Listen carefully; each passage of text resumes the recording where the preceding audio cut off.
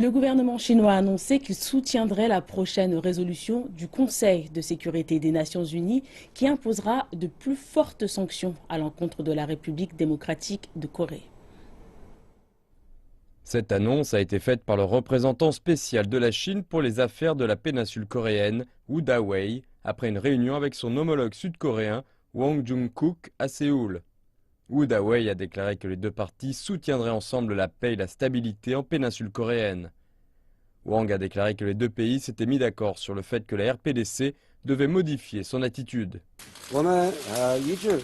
La Chine et la Corée du Sud ont décidé toutes deux de soutenir la nouvelle résolution du Conseil de sécurité des Nations Unies concernant les tests nucléaires et les lancements de satellites de la RPDC qui sera adoptée par le Conseil de sécurité.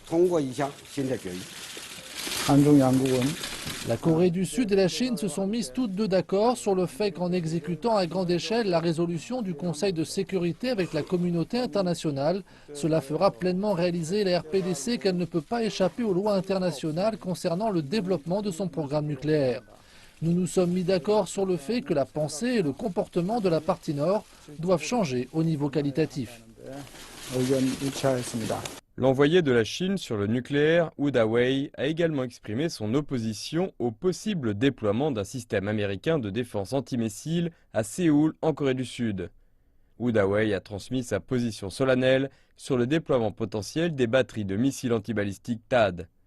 Mais Séoul a expliqué que sa décision était une mesure d'autodéfense contre le programme nucléaire et de missiles balistiques de la RPDC. Les États-Unis ont également fait savoir qu'ils restaient persuadés que le déploiement de ces batteries était nécessaire, ajoutant qu'ils demeureraient engagés à utiliser toute la gamme de leur capacité de défense pour sauvegarder la Corée du Sud.